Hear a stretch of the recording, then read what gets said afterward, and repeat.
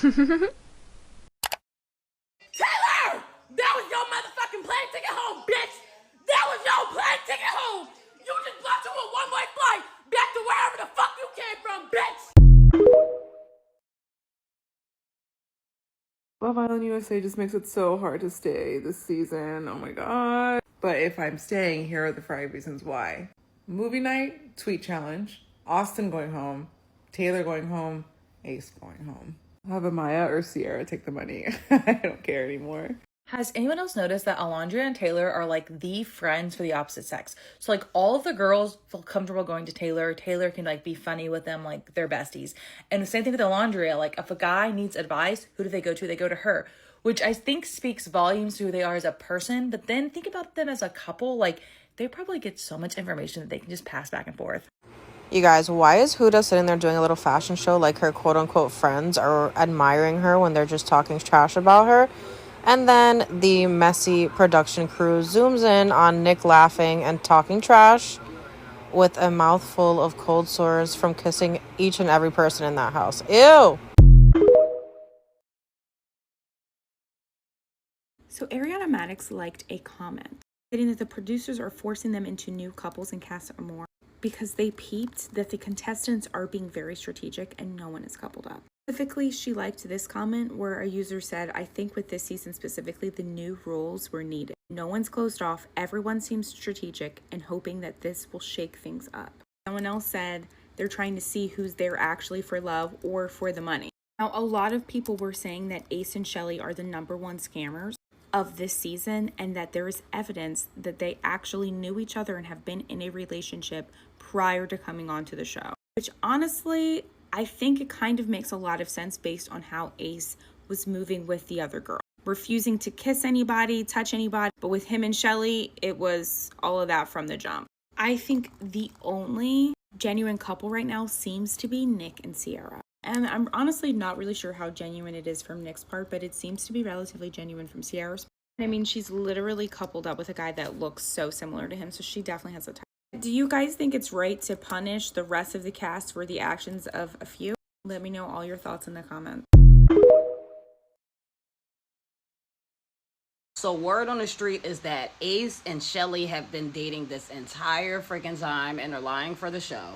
Bella came out and did this whole interview about like her experience in the villa, whatever the case may be. And she said that production tried to downplay her and Taylor's connection. Like downplayed the fuck out of it. Like Taylor was very much into her and they had like clips of her and Taylor basically talking and shit. Elandria body is real, her boobs is real, her butt is real, her mom confirmed it.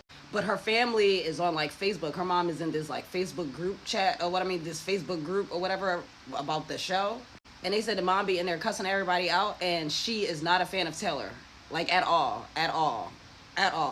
So I'm guessing Taylor really isn't attracted to Elandria because people then found his ex-girlfriend and they said his ex-girlfriend looks like Bella and Amaya and all of them or whatever the case may be.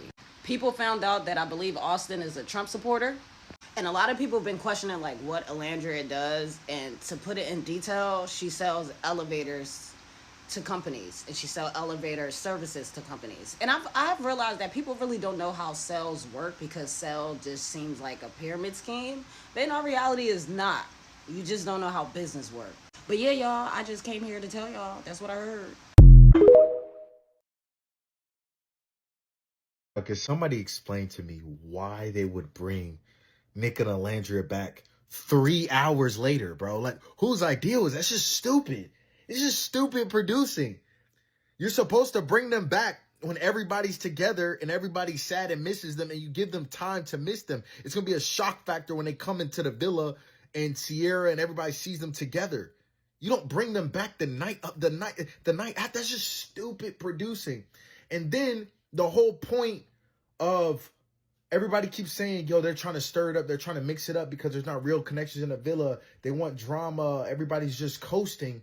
Why? The whole point of Casa Amor is so the guys, because the guys and the girls don't know what's going on the other side. So now you bring Elandria over to the villa. So now the guys are going to be dialed back because they know the op is there spying on them as a mole.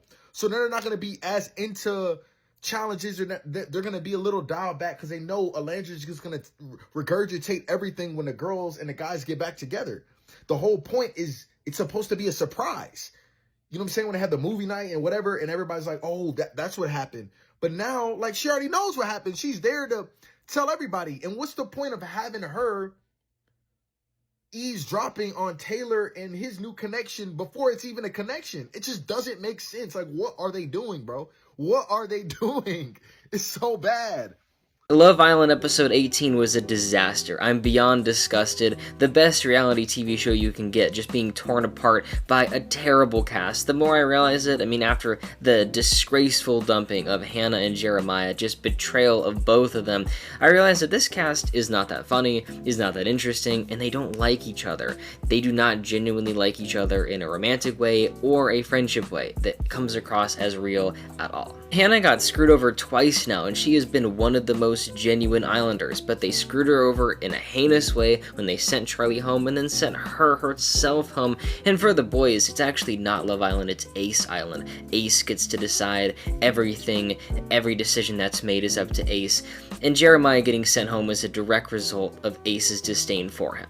And in previous seasons, having a genuine connection would protect you, because other Islanders cared about that. They understood the point of the game, but it has gotten so nasty, so toxic with these votes. I think America set it up fairly well with their vote getting the bottom three, like, sorta right, but leaving it up to the Islanders, and they take out their strongest competition in an attempt to win the money. You could say that's smart, but it's never been the purpose of this show. Pepe and Hannah were the only people in this entire island that actually looked at each other like they liked each other, and they're gone now, and now I'm stuck with these fake slow burn avoidant attachment style disingenuous couples for the rest of this goddamn show. I hope Casa Amor fixes this tomorrow.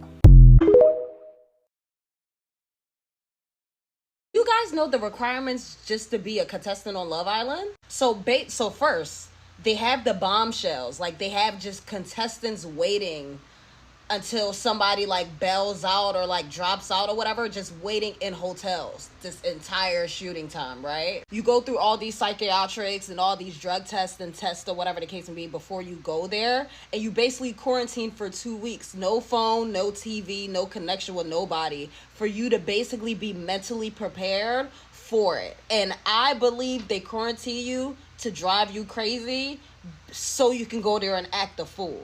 They said all the, like, real eating is off of camera. They said that, like, when you see them dancing, there's literally no music playing at all, like, at fucking all, because it's too noisy or whatever.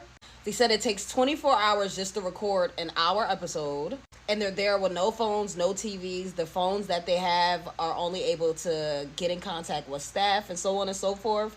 And they do this whole thing to drive people crazy. So, like, to be honest, we're all sitting here laughing at Huda, but in our reality, that bitch is going insane because of the quarantining and all these requirements of, like, literally being isolated on the fucking island with these people. So, like, you can't tell me all of this is not, like, for PR, and you can't also tell me that any of these people are truly in love, to be honest, or falling in love, or even in likeness, because of so many things you have to do before you even get there to find a motherfucking love and to get the money, I guess.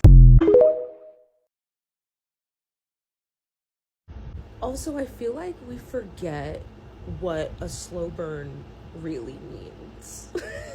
I think we forget, because this moment where they're like, you know what, we are gonna be friends, it's only the pinch point in the plot.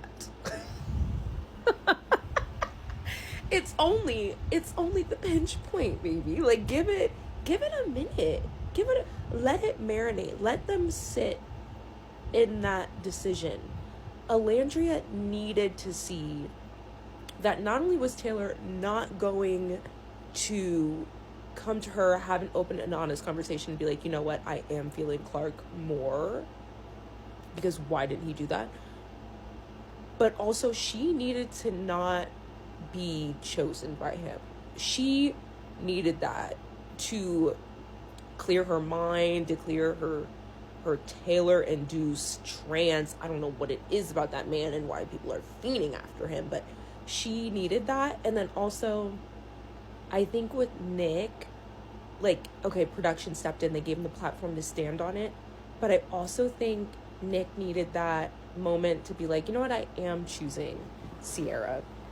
And not because he didn't mean it, because some part of me feels like, yes, he does like Sierra. Of course, they spent the most time together. They have a strong, you know, relationship because of it. But I also feel like, I said this in my other video, I feel like he did that because he knew Alandria wasn't feeling it. So him immediately stepping back, him going like this, needed to happen as well. We're losing the plot here, the purpose. The story is not finished. We have to have hope. We have to have hope. I see it. I see the vision. I think this is like, we needed this moment. We needed it. I think we needed it. You know, maybe I'll be wrong, and I'll admit I'm wrong when it ends. Maybe not, because I will still have hope after, but we needed this.